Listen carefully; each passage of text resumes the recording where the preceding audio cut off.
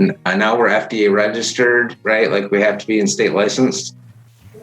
One thing I've learned about regulators, if you talk to them, they'll work with you hands down. If you don't, you won't like the consequences. That's about the best way I can say it, right? So, our goal here, and as always has been, is to help people. So, if they have questions, we have answers.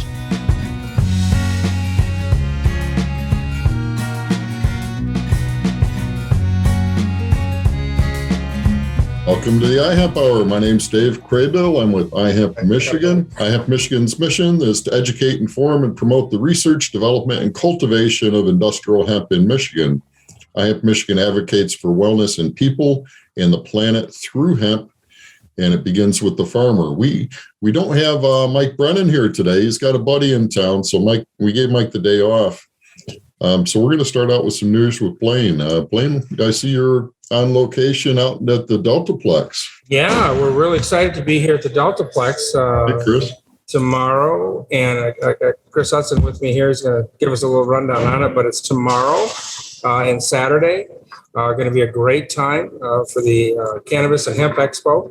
We're looking forward to seeing a lot of people out here. And just a little tidbit, if you are an iHemp member and you stop by the booth and let us know you're an iHemp member, we might have a little special gift for you. So remember that as you go. So Chris, tell us about what's going on this weekend. We've got some great stuff planned. We've got about 50 booths. I think we're set for 60 booths. It's everything from cannabis, from seeds, and we've got a glass blowing guy who's coming in and actually doing live glass blowing at the event. You can buy products from him. There's no THC, but we do have seeds. We've got a lot of CBD companies. We've got some really good products here. Growing nutrition. We cover pretty much the entire gambit.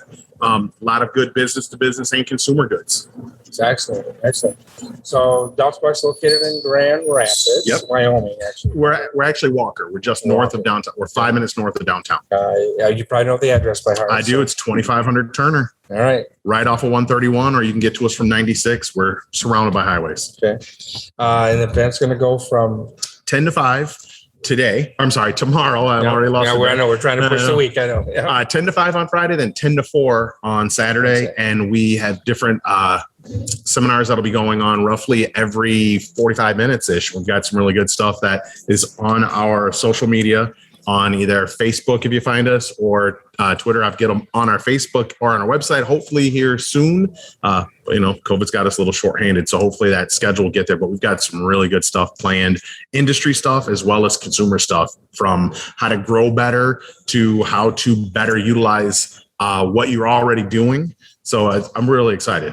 I know cannabis is medicine is a big one for me, because you hear that all the time about, well, I don't want to get into cannabis, but I take all of these drugs for this and for this and for this. So we've got a nurse coming in from the cannabis nurse tomorrow. I think she's tomorrow, like at noon. She's doing a good presentation that I'm really excited about. Excellent. So Facebook right now, we can find the schedule. Maybe Yep. She's been releasing them slowly from here's some really ones that you're really excited about. We just added a few this week, that cooking demos. Sweet. Well, I am a big fan of cooking I'll be demos. looking at that. Yeah. So absolutely. So I got a bottle for you. I know that Michael Toohey's going to be presenting down here, one of our iHemp members. So looking forward to that. I know JD Ackley is going to be presenting as well, talking a little bit. So great. I guess I'm not in the view. There we go. So we're looking for a fun time down here. This is one of our hemp network events. Now, I think on Friday you've got a little Friday. Yep. Friday for all of our vendors as a thank you. We've got some hors d'oeuvres and beer and wine for them. Just an opportunity to kind of unwind after the show and breathe a little bit now that we're actually out doing stuff again. Just a chance to network and talk about business. Excellent. Well, that's where the magic happens. Absolutely. Without a doubt it does. So just want to emphasize, unfortunately, this is not a consumption show. Due to the city of Walker's rules right now, they're not able to do that, but be plenty of products, plenty of samples will be here as well. So come on down, find out about what we're doing here, and look forward in the future. We're going to be working with the Deltaplex in the future to be bringing these around too. So we're looking forward to that. So, all right. Well, Chris, we thank you very much for today. And thank you guys. I'm looking forward to working with you. All right. Thanks, Chris. Thanks, guys. All right. Thanks, too. All right. So, come on down, enjoy, have fun with us for the next couple of days. Also, Dave, there's something else going on this weekend in Grand Rapids, isn't there? Yeah, the STEAM competition in Grand Rapids in Garfield Park. We're opening up Saturday morning at 9 a.m. with a 9/11 ceremony. And we actually have one of our iHemp members, Turtle Mary, she made a hemp flag. So we're going to use a hemp flag. Oh, in fact, that's a turtle calling now. But we're real excited about that. And then we're going to have ganja grapplers start up at 10 a.m. That's going to be hilarious. So there's we can't consume in the park, but I think they're going to figure that out. And then they wrestle. So on mats, so it should be interesting. I don't know, ganja grappler. So, if you would like to wrestle, to come on that one, folks, I'm sure. So. Come on out and check that out. And then we have ultimate frisbee. We have field set up for ultimate frisbee, which is the standard size frisbee, like these very cool hemp frisbees. This is a Southern Hemp Expo frisbee that we did for the show recently. That's the right side. Yeah. Mm-hmm. Yeah. And then we're also doing disc golf. So there's a disc golf course and there's prizes. So come on out and enjoy the fun. It's going to be a beautiful day. We have some vendors. I know HOH Hempnotized, Lori Put, one of our members, and she just sent me this little care package. She just found out about my cancer challenge. And so and the cookies are awesome. But she sent me some other vitamins. So thank you, Lori. She's going to be there. Trying to think who else. We'll have a few other vendor booths. Of course, iHemp Michigan. I have some information set up there. So looking forward to seeing everybody. That's Saturday and Sunday at Garfield Park in Grand Rapids. So if you just Google Garfield Park in Grand Rapids, you can find it. And they can find that information on our website as well. Yeah, if you go to ihempmfg.com, I'm going to be adding some more details into that site later today. Excellent. Good. So Dave and I and Scott, a couple of other hempers, Becky Bechtold, and Michelle, myself, we traveled down to the show in Raleigh this last week. What an awesome show those guys did down there. Again, it's where the magic happens, folks. You need to come to these events to really get the magic to happen and to network with other people. Yeah. I know right now that CBD is a really tough time and, a little oversupply and everything, but what's happening in the industry, I wish we could just share more of it and let everybody know what's happening. This is not going away. There's going to be a lot more opportunities for farmers to grow the hemp and the grain and the fiber as it's coming along. So it's just exciting to see what's happening in the building industry and the bedding industry and everything. So we'll share more about that as the weeks go on. We've got some friends that we met down there that we're going to have on the show. We're looking forward to have Coach Freddie on in the near future.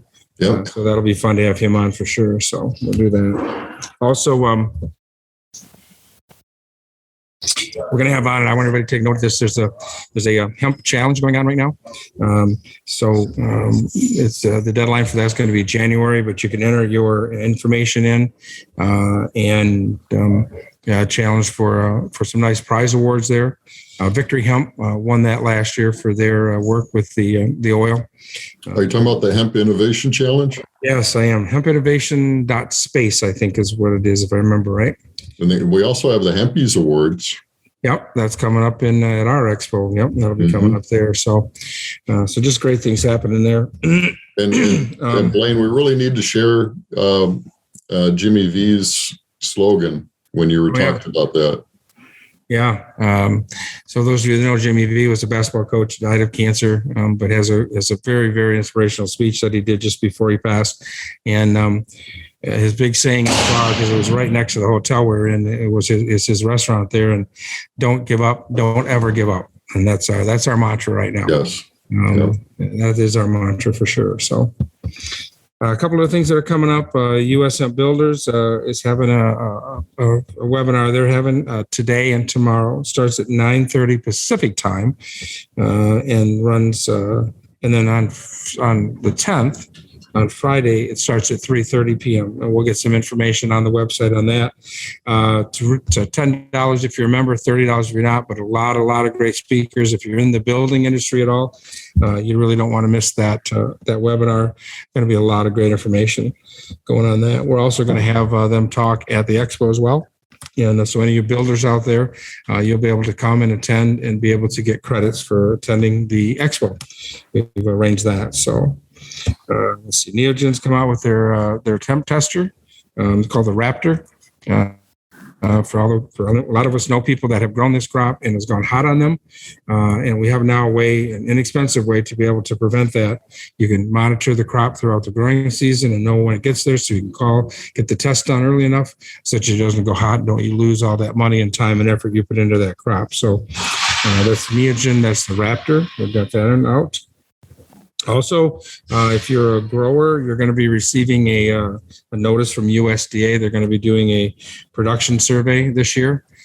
Please respond to that when you get that. It's important that they get that information for a lot of reasons, but we want to keep growing this industry, and this is one of the best ways to do it. So, and then we got the big news coming up, of course, is that we're going to have the expo in January, January 21, 22.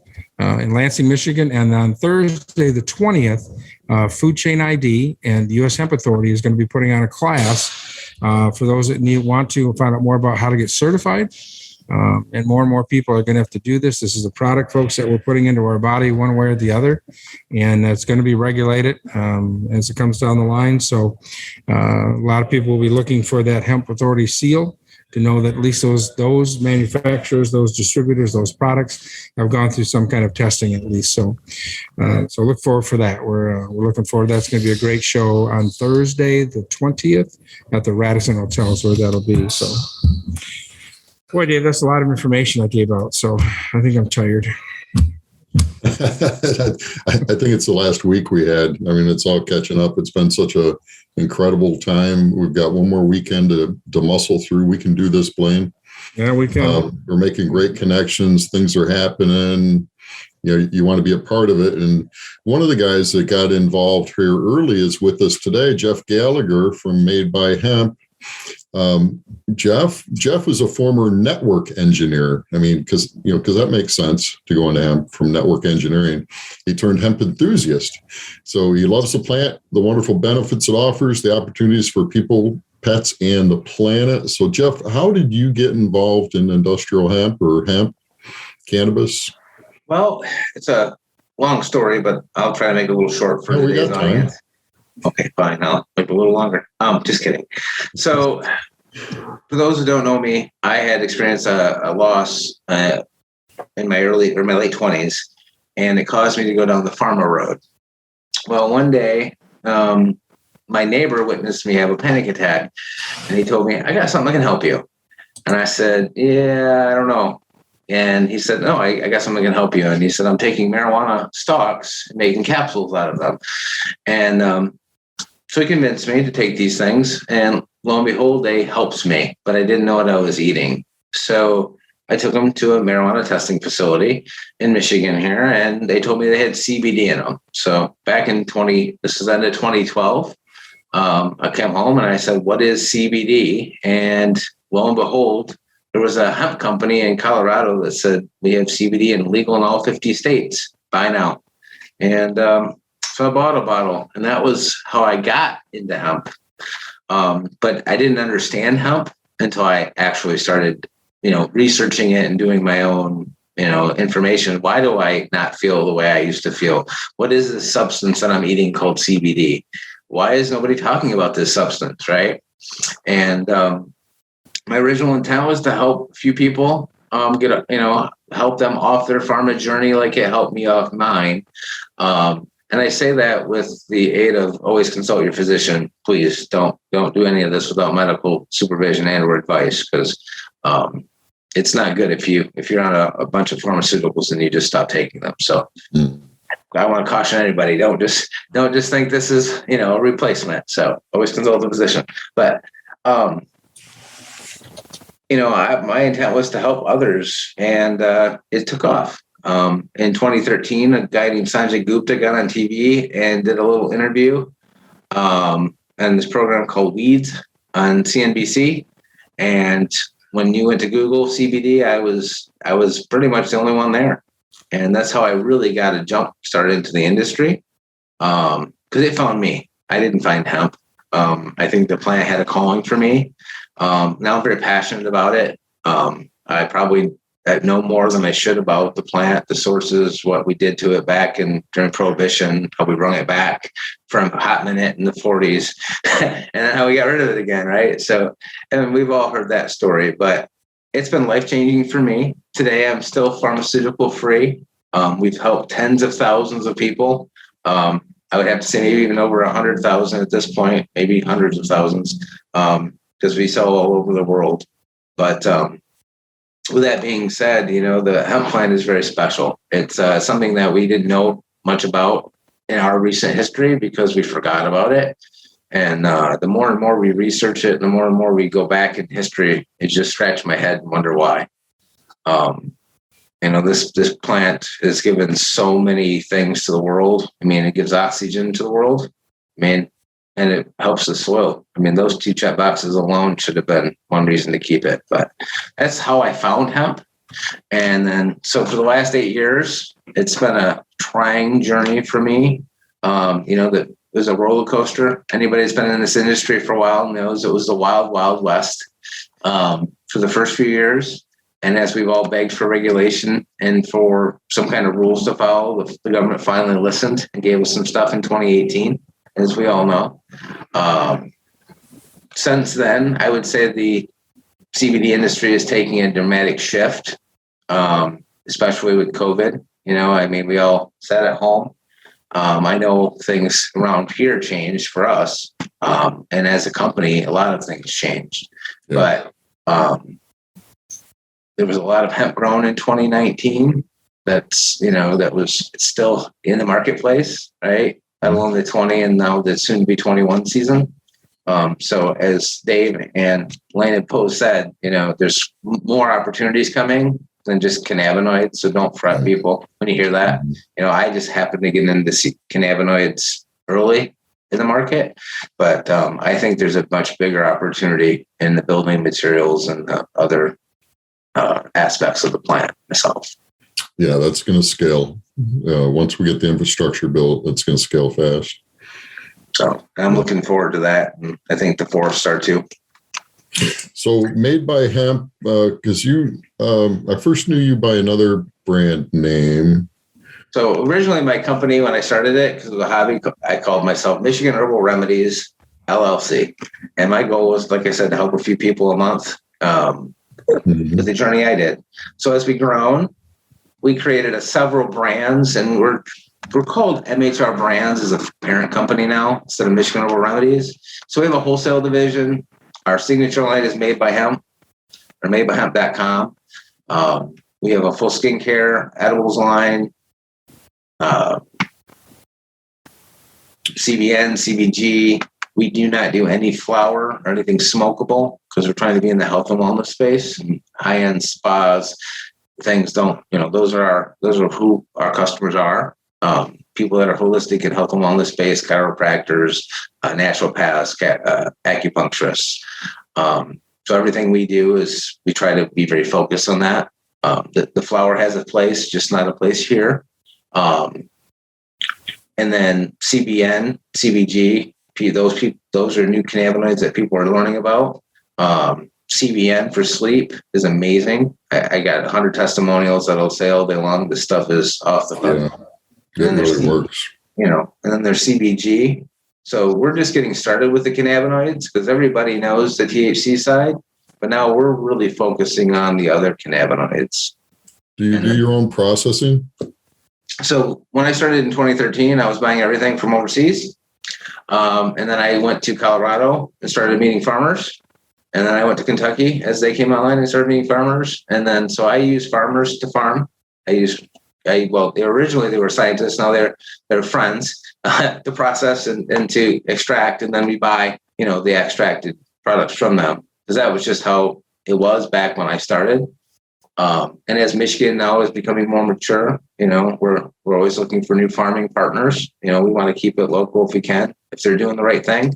And, they're GMP compliant, they're checking all the boxes. We want to know them anyway, at the least, right? They're in our backyard.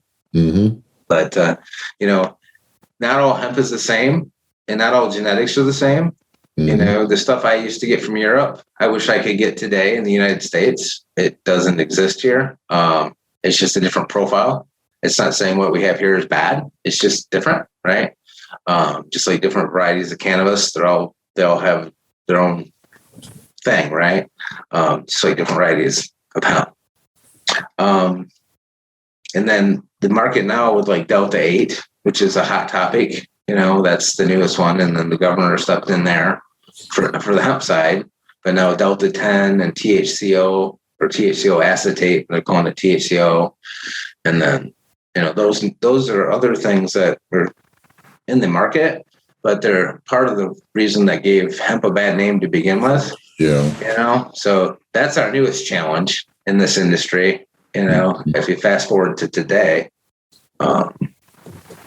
But yeah, I would have never known I would have been in the hemp business 10 years ago. I would have been like, make me some rope. You're smoking something good, but I never would have thought it. Same thing. I never thought I would be doing as much as I am in hemp space right now with where I'm at with things too. Jeff, you had mentioned something about GAMP certified farmers are that. Why is that important to you, and what do you see the value of that? Well, you have to know the inputs to know what the output is, right? So if you're following good practices and you're tracking everything, you know where your product came from, what's in the soil. It's not just the plant and the genetics; it's everything. It's what do we spray it with? Are we spraying it with pesticides, or are we putting ladybugs on it? Right? How is it processed once it's harvested? Is it sitting there rotting in a pile, or is it actually being hung and dried properly? Those things are very important to me. And then once it's dried and processed and cured, is it being extracted properly? All those things are very important. And a GMP facility, they track all that, and they have processes and procedures in place to monitor if there's quality issues. And when there is a quality issue, they can track it back to the source. That's the whole goal, right? Because there is going to be issues. It's just how do we catch them fast so they don't become problems? Yeah, I know one of the things for food safety is they want to be able within 4 hours to be able to track that back to where it came from and be able to pull that product off. And I know in the marijuana space that we've had some products that have been pulled off the market because they did catch that there were some problems with it here in Michigan, actually. I know that happened a while ago. So lot traceability is definitely important for that. Absolutely. So what have you seen in the last year as far as demand, and where do you see that going in the future with this? So in the cannabinoid space, I think it's going to go more into the health and wellness space. I think that the doctors are getting on board and veterinarians are getting on board and other holistic practitioners. And then in the face and spa, it's just another amazing ingredient, right? So the skincare industry is definitely going to be using cannabinoids. And it's still going to grow, right? It's not hot. It's not sexy anymore, right? It's been there for a few years, and it's not for everybody. But if you have a passion for that part of the plant, there's definitely opportunity. Like anything, there's always people that are nefarious. But as we all know, they come and they go as fast as they come. So you just got to wait them out and let them go. But I'm more excited for the biofuels and the hemp flooring and the construction materials and all the other things that are coming, right? That once we have the infrastructure, that'll help these farmers. Maybe we can put subsidizing our corn and have them grow hemp for other things, right? Just my 2 cents. Yeah, I made some biofuel the other day, and we still have that. And I, just for a little test, I just want to see how well it would burn. So I went out and got one of the tiki torches and put it in there and let it wick up and lit it. And man, it's beautiful. So I'm trying to figure out how I can get some citronella in it so we can make it a mosquito repellent as well. There you go. not sure if I got too much background noise, guys, or not, but No, not too bad. We can hear a little crashing. all right. It's a trade show setup floor. It is. pretty quiet, actually. That's If you've okay. ever been on one, or Yeah. So, Jeff, I have a question. So CBN, huge fan. I grew CBG and I haven't done much with it yet.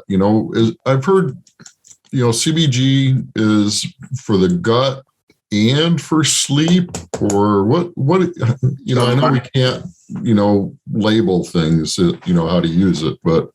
So we're all guinea pigs here at the company, but so anecdotally, we think CBG is really good for focus. And my COO, like for clarity and to slow the brain down in my head's going a million miles an hour, right? Yeah. It slows it down a little bit. That's what I with CBG, where I can actually focus on something. But my COO, who I was on a few weeks ago, Chris Judge, he loves the stuff to sleep on. So everybody's got their different, their needs and wants. I think everybody processes the stuff different too. So you take it during the day and it helps your focus. He takes it during the night and it helps him sleep. Yep. But we also didn't have CBN at the time. So he might have been a convert now. So yeah, CBN is awesome. Yeah. That stuff is for sure. It's changed quite a few people's lives that I know. So. Mm-hmm. Yeah. So when they process that, maybe we could give a little background. So how do they get CBN versus CBG versus CBD? So I'm not a chemist, and I'm not going to go into the specifics of how they do the extraction differences, but genetics plays a part of it.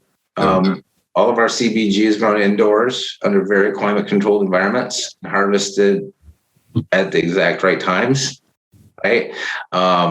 CBN, same way. There's no chemical conversions that they're doing like they do with other cannabinoids like Delta 8, right? It's there naturally, but it's not there 70%, right? It's a chemical conversion that has to happen to make that. Which is caustic acids that do that. Which are things you don't want to eat or put in your body or even have trace amounts get near your body. But we don't talk about those things, right? That's another one of the things, you either use ethanol or you use CO2, in my opinion. There's anything else. That's just my opinion. Other chemists will say other things, right? But, to make isolates, you can't use those two substances. So, you're using isolates, there's other chemicals and things used. Again, I'm not a chemist. But genetics play a big part in the cannabinoids themselves, right? We grow marijuana for THC. We grow hemp for CBD, and now what they call the minors, CBN, CBG, CBC. There's 100 of them we know of, right? We don't know what most of them do. And then to top it off, we're now isolating them. So, we're learning, just like we learned with CBD. Now we're learning with all the rest. So have you found any particular varieties when you either make contracts or work with farmers, any particular varieties that seem to be better for your finished products? There's a couple different vendors that use certified seed, right? And to be honest with you, I know there's 2 or 3 different varieties we use, and I don't want to spit the wrong name out and have somebody mad at me. So I don't want to misquote the genetics we're using. So, every product is different that we have. And then depending on the finished good, right? The distillates versus, like I said, the isolate, we use isolate. I don't like how it's made, but it's how it's made for any other compound that's isolated, right? And then any botanical industry, right? So it's using technology that's been around for a long, long time. But the genetics in Colorado are proprietary, right? They grow their own. They've been doing it for probably a lot longer than 2013. But and then in Kentucky, I think it was one of the bigger hemp farms licensed some stuff from Canada. So, and that's who we've been using. So because that's how it was in the inception. Now, as we've matured, we're looking for those niche farmers that have good, consistent quality and good profiles, right? It's not just the cannabinoids, it's the terpene profile, right? Our original terpene profile had so much myrcene in it. People were like, what am I eating? That myrcene profile doesn't exist in the U.S. grown stuff. It's not there. But that's okay, right? The European stuff that we were getting in, they just had a lot more myrcene in it. And every extract, if you look at the terpene profiles, they all have a different effect, right? Just like marijuana, some makes you happy and laugh, and some makes you sleepy, right? It's not just the sativa and indica; it's the rest of the plant, right? Yep. So it's the whole plant is important. I believe that's for CBD products included, right? When you're taking a tincture, I like the whole plant extracts, closest to the plant I can get, right? And we do flavor it down because it's a little earthy, but unless you like the earthy flavor. But then there's some people that don't like that flavor at all, and you got to get rid of it. But in my opinion, it gets rid of some of the other benefits that they might not see, right? By removing some of those terpenes and flavonoids and the other minor cannabinoids that are in the product that we really didn't pay too much attention to until lately. Do you do any infusions? Infusions. Where you just infuse flower, into oil instead of extract? Hope we don't do anything with flower. Right, but you do, because you extract cannabinoids out of flower. Right. I mean, end product. So the infusion is just the opposite. Instead of extracting out, you infuse the flower into the oil.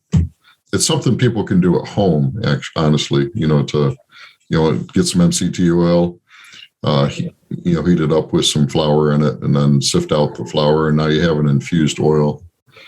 We don't do any of that here in house. Okay. Everything that we get by is extracted by our extraction partners. Let's talk about marketing a little bit. So you've been in this game a while. How have you seen your ability to market your product improve? Well, there's a lot more competition, that's for sure. So I don't know about improve. Google's, got to clamp down. You're not supposed to be selling hemp-based CBD products, but people do. It's got its challenges. I wish it was more like a general good, right? Like selling light bulbs where I could just advertise them. Local markets seem to work best, right? Small niche publications, they have readers. Those work really well for advertising. Radio ads, I've never done them, but I've heard that they can work in certain markets. It just depends. Most of our business is word of mouth and referral, like for consumer base. So if the direct consumer just come to our website, but for like the wholesale side of things, we have a couple different customer bases. We have the holistic people that want their own brand. So we white label their products, add to their existing product offerings that they already offer their patients and clients. And then we have specialty retailers that sell our brand, right? So it just depends on, we're more in the wholesale. I mean, we do have a consumer brand, but wholesale is more of our bread and butter. Okay, that makes sense. So you white label for people? Yeah, we sure do. And how would they get involved with you white labeling?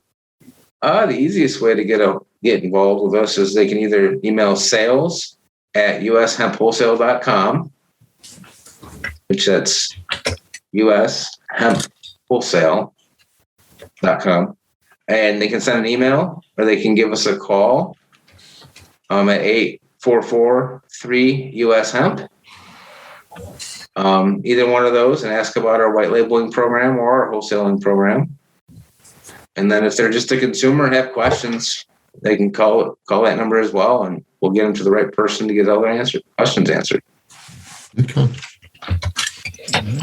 Try to keep it simple. Yep, I like simple. When you first got started in this, and even now, do you have any problems with regulation or regulators, or anybody giving you a problem with the products? Well, when I first started, I had the Michigan Department of Agriculture come out and license me as a wholesale food processor. I gave them a full education. They were awesome with it. They licensed me. I had never built a food grade facility before. It was a learning experience, to say the least. I did it on my own with a PDF. So that was our first rendition. Now we're FDA registered, right? Like we have to be in state licensed. One thing I've learned about regulators, if you talk to them, they'll work with you hands down. If you don't, you won't like the consequences. That's about the best way I can say it, right? So, our goal here, and as always has been, is to help people. So, if they have questions, we have answers. We used to sell products in a lot of dispensaries, like right before the hemp licensing thing went into effect, and they were here to look for the marijuana we were growing. They got a very welcoming. We gave them a full tour of the facility, from manufacturing to distribution and everything in between.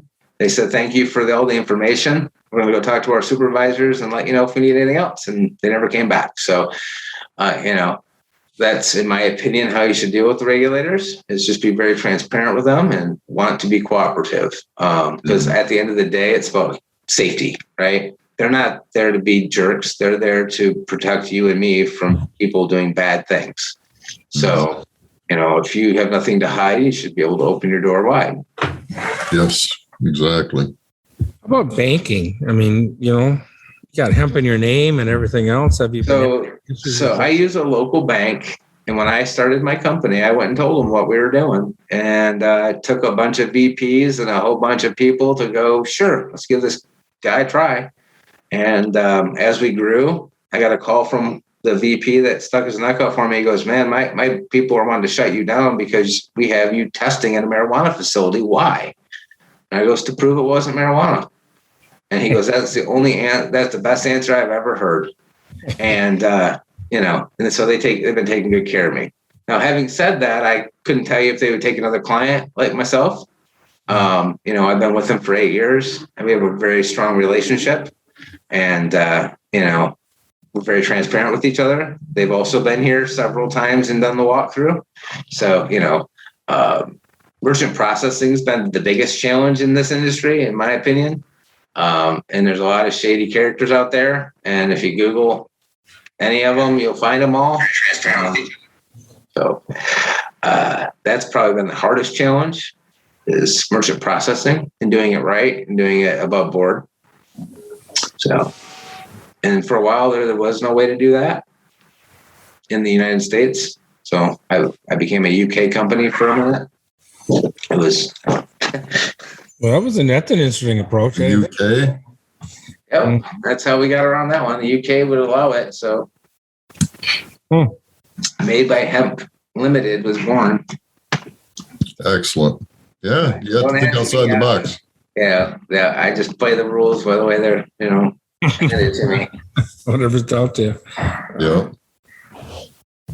So, any new products you're coming out with? Or you want to? Well, we just launched our CBN, so that's it's been a big hit. We have a CBG skincare line that we just launched, and I know I'm going to get this wrong, but we have a vitamin C serum and a glycolic acid serum.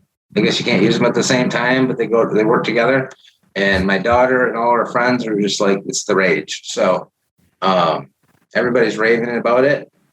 We do white label a product that's actually potentially going to have national recognition through our white labeler. So I'm rooting for that person, and I hope they have amazing success with that. And but our CBG skincare line, our CBN, are the newest things that we've launched. We got some ideas coming, and we got some new flavors for some of our tinctures coming based on customer feedback and request. So, we're trying to fit what the customer wants, plus at the same time, keep up with the market.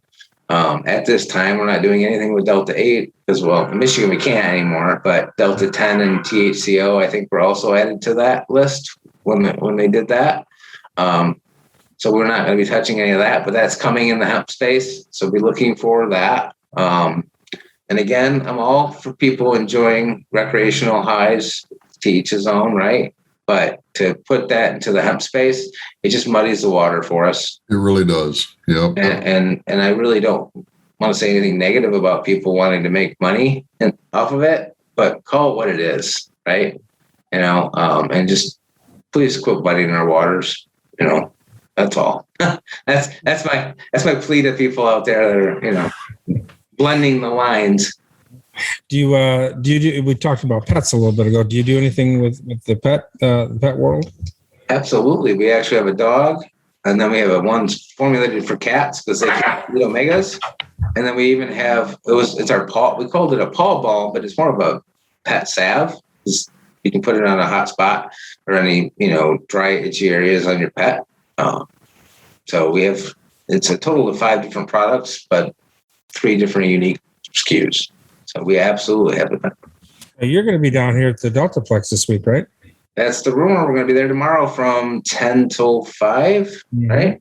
Yeah. So yeah, we got a booth. We'll be set up down there talking with we'll have all of our made by hemp products with us. We'll have a whole bunch of information. Most of my team will be down there throughout the weekend. So come on down and ask questions. No question's a dumb question. Because if you're not informed, you can't make a great decision. And you'll have all your products for sale. You'll be able to buy your products here, right? Absolutely. We'll have all of our products for sale as well. Excellent. We'll have our concentrates, our tinctures, our skincare line. The only thing we won't have is our chocolates because they're not part of our Made by Hemp line. So probably the only thing we won't have. Yeah. Unless a whole bunch of people start asking for them, then come back on Saturday.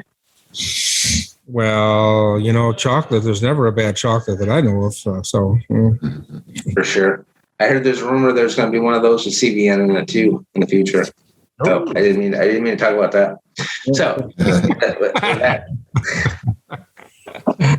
oh man, that's great. Well, it's interesting where all this is moving to, and if that's people like you that help move this industry forward, and we want to thank you for doing that for sure. Thank you guys for doing what you guys are doing, getting the word out there. A few years ago when you guys had a conference, it seems like forever ago, the buzz was in the air, and I can't wait to get it back in the air. It's starting to get there, I think. Well, what's interesting, what I've seen over these past 3 years, and it's like you said, we found the bad players, they're getting out of the market kind of thing, but it's interesting to see where the discussion and talk is going now. Before when we did it then, it was the hype about trying to learn how to grow it, right? How do we grow it? How do we process it? What do we do with it? And now it's nice that we've switched and we're actually bringing industry here into Michigan. It's just amazing to see where this is going and where it's going to go. One of the problems we talked a little bit about, supply. So the bedding that I'm making for animals and for horses and stuff, it isn't a question of the clients. Everybody wants to buy it. The problem is right now is the supply. I need to find more supply. So if anybody out there is growing, I'm calling all stocks this fall, whether it be marijuana or whether it be CBD, doesn't matter to me. The machine handles it the same way. And there's nothing in it when then the product's on the end of it. So, but this is turning out to be an amazing product for bedding animals, just for that alone. So, yeah. Awesome. And the infrastructure is not there to process it either. It is. That's part Lane has the infrastructure. That's what he's saying. He's ready. Bring it on. He's ready, but the input infrastructure, the actual product, the crop itself. Correct. Right. Yeah. And we need to scale. There's a limit to how much the beast can handle. But it's you got to crawl, walk, run, right? Because if you run too fast, you'll fall on your. What happens when you run too fast. We've seen that happen. Look at what Southern California, Arizona. You hear those like $60 million failures. It's. But they should have done a test crop to find out if it would actually grow in the desert. I'm just saying, but that's a different issue for a different day, right? It's all climate. Well, it's just, but it's to that point that, you need a plan and you need to, set those action steps and be conservative in your plan. Well, I know people that were growing 1,000 acres, and I'm like, how much of it have you sold? They're like, none. I'm like, well, you might want to not plant that 1,000 acres, as they look at me in fear. This was back in 2019. Yeah. I think they grew 0 acres this year of hemp for CBD. I think they actually grew it for fiber. So, they were doing a fiber grow this year. So, everybody's been trying and different methods, and what works in Michigan might not work in Kentucky, and what works in Kentucky might not work in Michigan either, as we're finding out. Well, that's one of the things in a conversation we'll have with Molly Mott. I know she's not the ultimate decision maker at MDARD, but we need some backing from the state government. We need to do some work with our legislators and such, and support this industry so it can grow. Right now, we're going backwards. When it goes from $100 for a grower's fee to $1,250, we're losing data. It's plain and simple. A lot of people have build, that would have grown in a quarter acre or an acre. We have that data on those genetics, but, for $1,250, it's not worth, doing that research plot. Nope. We, for that reason, we didn't do it just because they raised the fee. And I understand there's input costs, right? You got to feed that beast too. But at the same time, don't you want the data so you can scale the thing and get the tax revenue? It's all about tax revenue, in my opinion. How do we get the final goods so we can get some exports out of the state and get some money moving through the system? Not hinder it, right? Like Blaine said, he's got more sold than he can make. Well, let's get him a few thousand acres of stuff. But if $1,250 a plot or per person to grow it, let's see if it works. It's inexpensive. Let's see if it works. Let alone the input costs of the planting and the growing, and then if it's hot. Even if you're growing it for fiber, if it's hot, right? That's scary. Yeah. I ain't planning on doing anything with the tops, but I got to till it under. Oh, that hurts my heart. Yeah, it really does. So, I'm with you. Roger Victory, he used to, I haven't talked to him enough. It's been a year because of the pandemic, but he was heavy and hot in it. Senator Victory was. So he's a local farmer here in Georgetown Township. He's got, I think he's got a few hundred acres here in Georgetown Township. So call his office. He was very helpful. And Luke Merriman was also very helpful as we move through the process of getting it. So we want to certainly thank them for their efforts for that. Sure. And there's a lot of people that. Senator Lowers, obviously. Yep. Oh, yeah. Great one there, yeah. And when they're farmers, they understand it, or they're business people, right? They get it. But when they don't understand things, they're scared of them, right? What you don't know, you're usually scared of. And people are intimidated by this plant that looks like marijuana, but it's not. So I don't know. What we need to get everybody to make sure they're doing, we've talked about this time and again, we need everybody to make sure they contact their representatives and congressmen, and we need to have legislation passed, which is in the works right now.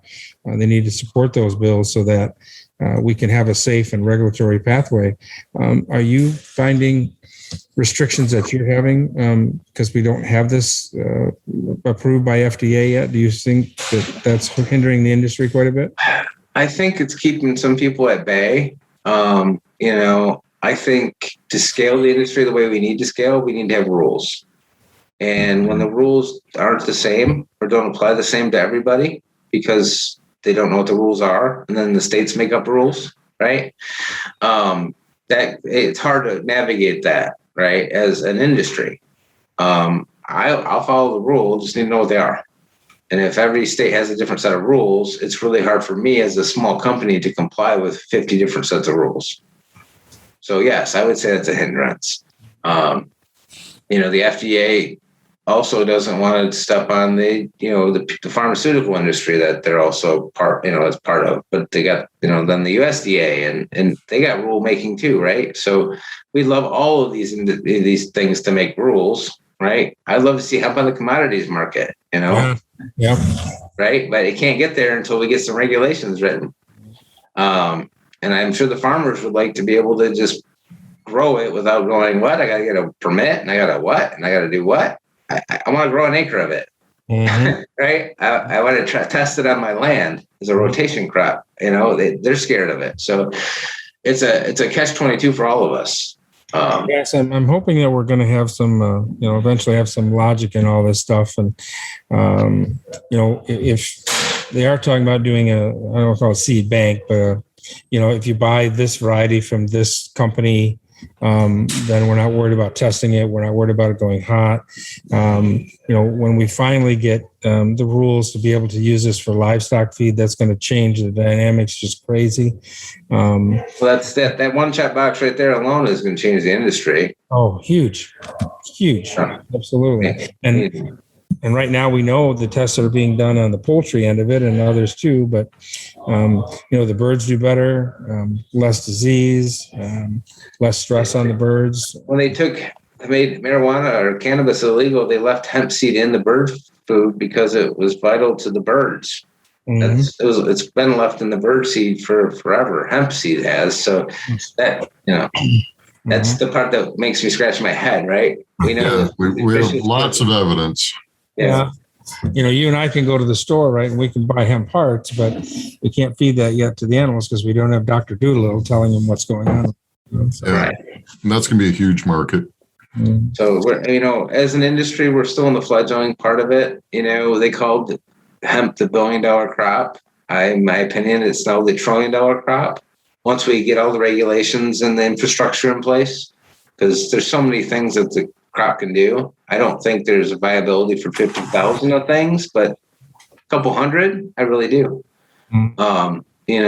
And there's some amazing technology that's coming on board as these people are innovating, and we're getting better with growing and technology of just the plant itself. We're 8-9 years into growing this stuff now.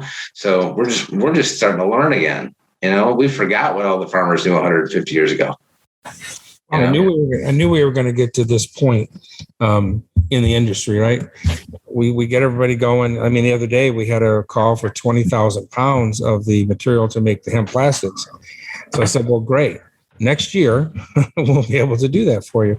Industry has to step up now, too. If they're going to want to use it and play with it, they're going to have to be able to make the contract so that we can have the farmers grow it, because they'll grow it. If they'll make money on it, they'll grow it. So for sure.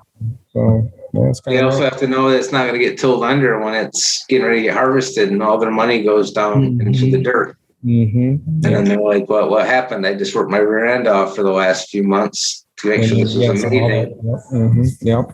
And it's horse bedding, or it's going to be plastic car parts, guys. It's not, that's the other part that scratches your head. You're like, we're not going to do anything but make that the upside down hemp grower frisbee.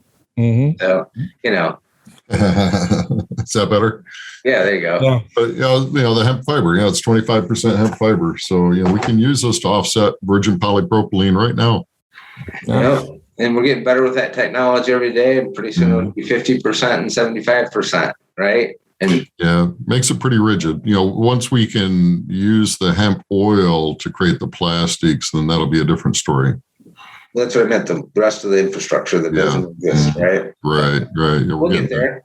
Yep. We'll get there. Yep. Don't just don't give up. We're not giving up. Just other people in the industry don't give up, right? We got to keep fighting. Exactly. Yeah. That's what I was. Yep. There's 4 bills, right, in the state in Michigan right now that are. Is there 4 bills that are in the Senate or the House that are active? Yeah, 841, and I have them listed somewhere. Yeah, there's a number of bills out there. Some of them are better than others. Yep. So, call your congressman and your senator, like Blaine was saying. It's the only way we can get this stuff to move forward is to have rules. And the faster we have rules as an industry, the faster we can become a commodity, like corn and soybeans.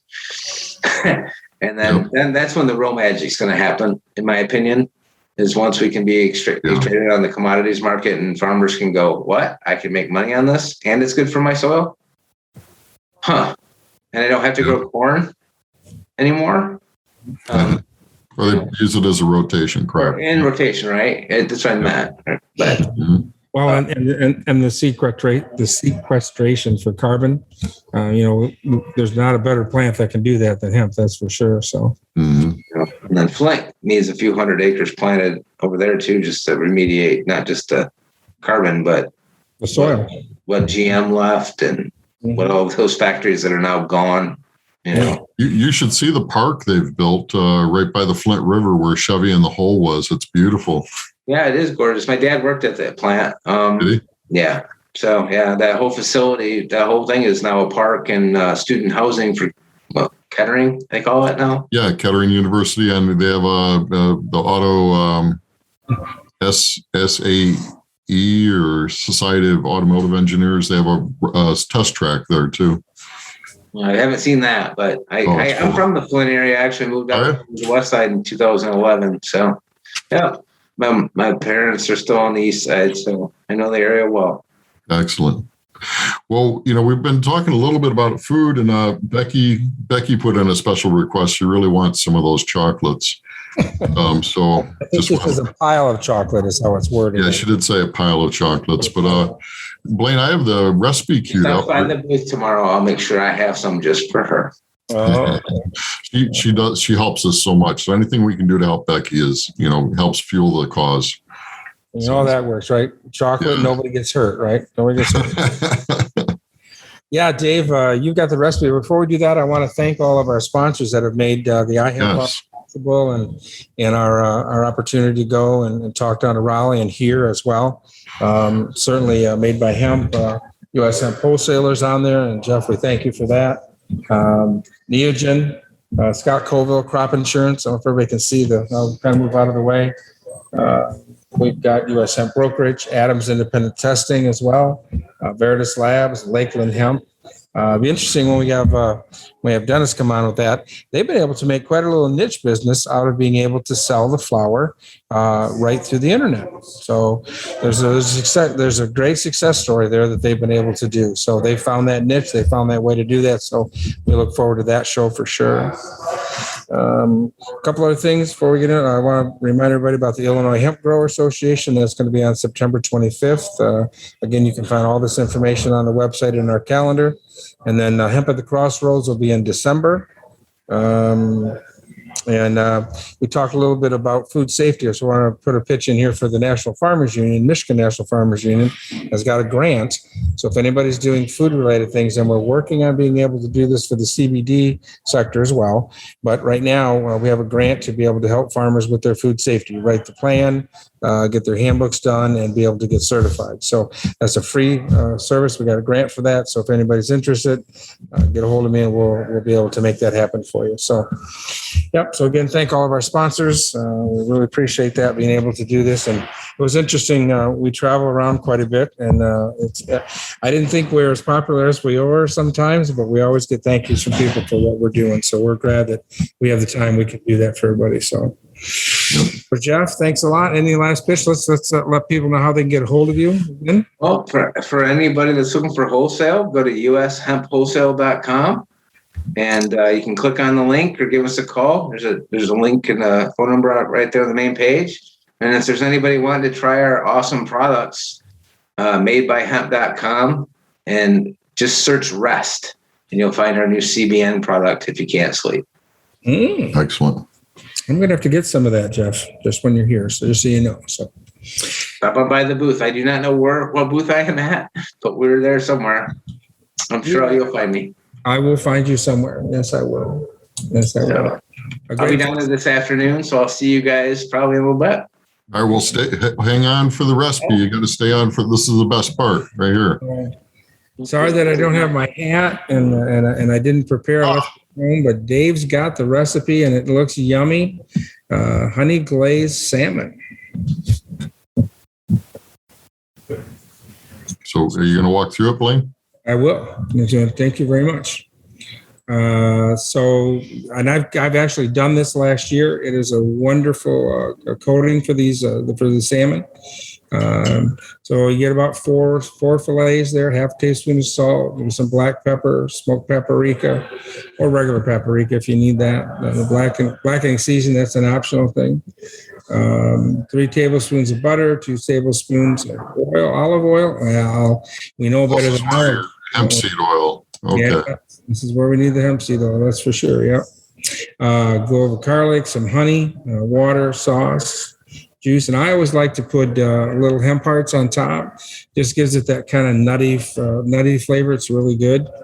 Interesting. When we were down in Raleigh, they had sandwiches that they made, and they put the hemp seed right on top of the bun, which was interesting. Gave it kind of a crunchy flavor, and you got your benefit from having the hemp seed. So hemp hearts. Yeah, hemp hearts are in the ingredients. Mm-hmm. So so that's the recipe for there, and you put it on the grill, and you have a good old time with that. Easy. I like easy things, and this is a pretty easy peasy one. So Yep, and you can find it on ihempmichigan.com. Just hit the hemp recipes link. It's just iHemp Michigan recipes. And we've got a ton of them on there, and I'm not sure where we got this one, but we always want to try to give credit to who it is. So, So it's by Chunky Chef. There we go. Chunky Chef. I can't talk. Chunky Chef. All right. Oh, there it is. Yep. Chunky Chef. All right. Excellent. So thank everybody again. Next week, we're going to have Molly Mott with MDART on. So it'll be a very interesting show there. We're going to talk about just some numbers and see what we've done this year and where we're going to go in the future with the hemp program here in Michigan. So sounds great. Thanks for having me on, guys. All right. Thanks so much, Jeff. I'll see you down here this week, Jeff. And remember, if you stop by the booth, if you come down to the show, the Deltaplex here, it's Friday and Saturday. And if you stop by the booth, let us know you're an iHemp member. We'll have a little gift for you. So, Awesome. Thanks, everybody.